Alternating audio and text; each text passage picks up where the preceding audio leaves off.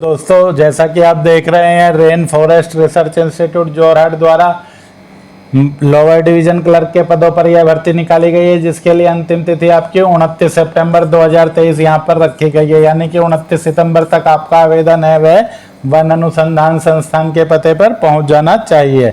Lower division clerk के पदों पर यह भर्ती है, जिसके लिए आप ऑफलाइन आवेदन भेज सकते हैं। पुरुष और महिला कोई भी इन पदों पर भर्ती के लिए आवेदन कर सकती हैं। कुल पदों की बात की जाए तो कुल 7 पदों पर यह भर्ती की जा रही है, जिसके लिए आपकी आयु की बात करें तो 18 से 27 वर्ष है। वेतनमान की बात करें तो 19,900 से 63,200 है। योग्यता की बात करें तो कम से कम 12वीं पास और कंप्यूटर पर अंग्रेजी टाइप में 35 शब्द प्रति मिनट या हिंदी टाइप में 30 शब्द प्रति मिनट की आपकी गति होनी चाहिए। दोस्तों आयु सीमा की गणना है वह आपकी अंतिम तिथि के अनुसार यानी कि 29 सितंबर 2023 के अनुसार आपकी आयु गणना की जाएगी, जिसमें आपकी कम से कम आयु 18 हो, अधिकतम आयु है वह 27 वर्ष हो सकती है। यदि आप ओबीसी वर्ग के आवेदक हैं तो आपको 3 वर्ष, यदि आप एसटी वर्ग के आवेदक हैं तो आपको आयु में 5 साल की छूट दी जाएगी। इन पदों पर भर्ती के लिए आप सामान्य वर्ग में आवेदन कर सकते हैं, ओबीसी वर्ग में आवेदन कर सकते हैं या फिर एसटी वर्ग में आवेदन कर सकते हैं। सामान्य वर्ग के लिए जो आयु है वह 18 से 27 होगी, ओबीसी के लिए 18 से 30 होगी और एसटी के लिए 18 से 32 होगी। यदि एससी या ईडब्ल्यूएस वर्ग के आवेदक इन पदों के लिए आवेदन करते हैं तो उन्हें सामान्य वर्ग में ही आवेदन करना होगा और उनके लिए फिर आयु 18 से 27 वर्ष यहाँ पर होगी। दोस्तों आवेदन पत्र आप अपने गांव या शहर के फार्म विक्रेता से, सीएससी सेंटर से या ई मित्र से ले सकते हैं या फिर vacancyforum.com से भी आप किसी भी ऑफलाइन आवेदन पत्र को डाउनलोड कर सकते हैं।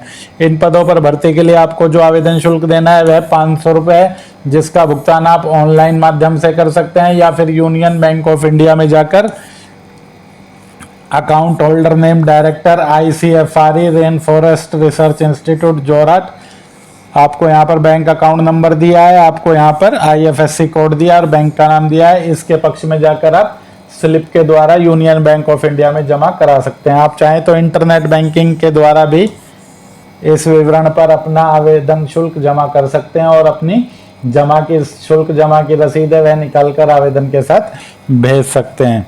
किंतु यदि आप एसटी वर्ग के आवेदक हैं या फिर आप महिला हैं, चाहे आप किसी भी वर्ग की महिला हैं, तो आपको शुल्क भुगतान में पूरी तरह छूट है, यानी कि आपको 500 रुपये का जो ऑनलाइन भुगतान है यह नहीं करना है। डाक के द्वारा जो आपको आवेदन भेजना है वह आपका 29 सितंबर तक the director ICFRE rain forest research institute Deovan Sotai Jorhat pin code 785010 Assam, इस पते पर आपका आवेदन है वह डाक के माध्यम से पहुंच जाना चाहिए। इसके साथ जो आपको डॉक्यूमेंट लगाने हैं वे सभी आपके स्वयं सत्यापित होने चाहिए, जिनमें आपको 10वीं 12वीं का प्रमाण पत्र, यदि आप ओबीसी या एसटी वर्ग में आवेदन कर रहे हैं तो जाति का प्रमाण पत्र, यदि आपके पास पद से संबंधित कोई अनुभव है तो अनुभव का प्रमाण पत्र आपको फॉर्म के साथ लगाना है। इसके अलावा आपको एक स्वयं का पता लिखा लिफाफा लगाना है। लिफाफे पर आपको केवल अपना पता लिखना है, डाक टिकट लगाने की आवश्यकता नहीं है।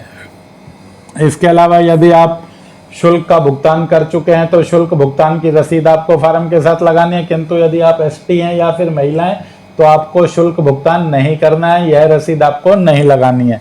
इसके अलावा आपको आधार कार्ड लगाना है, यदि आधार कार्ड नहीं है तो अन्य किसी भी आईडी प्रूफ की प्रति आप लगा सकते हैं। यदि आपके पास कंप्यूटर प्रमाण पत्र या टाइपिंग प्रमाण पत्र है, अनुभव प्रमाण पत्र है, तो उनको आप चाहें तो लगा सकते हैं।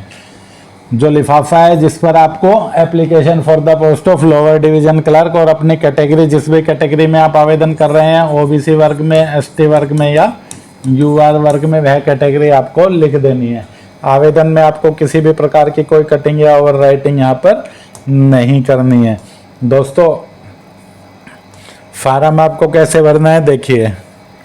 सबसे पहले आपको यहाँ पर अपना एक पासपोर्ट आकार का फोटो चिपका देना है। यहाँ पर application for the post of में आपको अंग्रेजी के कैपिटल लेटर में लोअर डिवीजन क्लर्क लिखना है।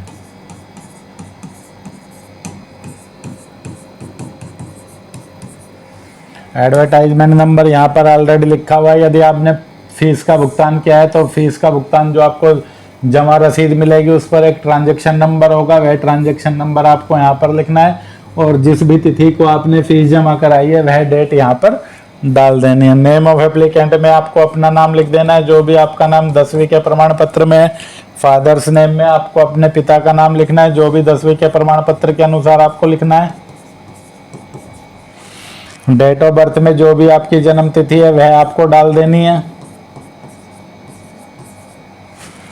एज ऑन यहाँ पर आपकी आयु की गणना है वह 29 सितंबर 2023 के अनुसार की जा रही है। तो 29 सितंबर 2023 को आपकी आयु कितने साल, कितने महीने और कितने दिन हो जाएगी वह गणना करके आपको यहाँ पर लिख देनी है।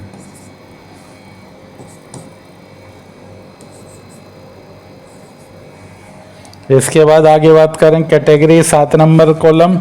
तो कैटेगरी में जिस भी वर्ग में आप आवेदन कर रहे हैं उस वर्ग पर आपको टिक कर देना है। जैसे मैं यूआर वर्ग में आवेदन कर रहा हूं तो यूआर, एसटी वर्ग में आवेदन कर रहा हूं तो एसटी पे टिक कर दें, ओबीसी में आवेदन कर रहे हैं तो ओबीसी पर टिक कर दें।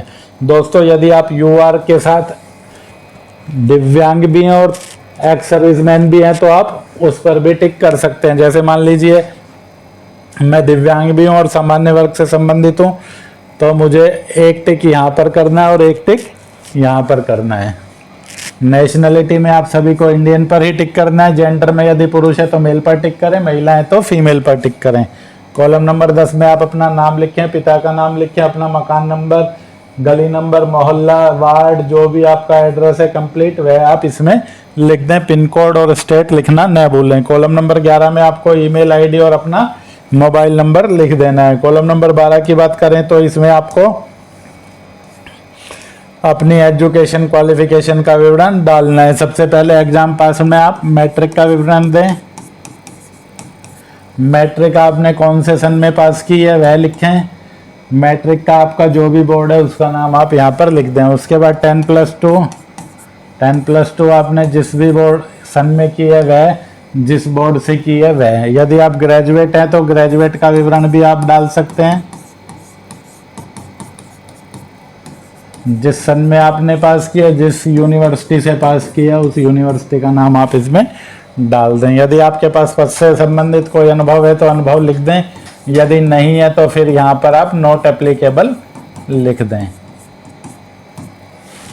इसके बाद आगे बात करें तो आपकी डिक्लेरेशन है और डिक्लेरेशन के बाद आपका डेट, प्लेस, सिग्नेचर। प्लेस में आप अपने गांव या शहर का नाम जहां पर भी आप निवास करते हैं वह लिख दें। डेट में जिस भी तिथि को आप यह फार्म भरकर भेज रहे हैं वह डाल दें। और सिग्नेचर ऑफ कैंडिडेट के ऊपर आप अपना रनिंग स्क्रिप्ट में हस्ताक्षर करें। हस्ताक्षर आपको अंग्रेजी के कैपिटल लेटर में कभी भी नहीं करना है, यह बात आपको ध्यान रखनी है। फार्म के सभी कॉलम हमेशा आपको कैपिटल लेटर में ही भरने होते हैं और अपनी ही हैंड राइटिंग में भरने होते हैं, यह बात भी आप ध्यान रखें। तो दोस्तों वीडियो में अंत तक बने रहने के लिए धन्यवाद। मिलते हैं जल्दी अगले वीडियो में। जय हिंद, जय भारत।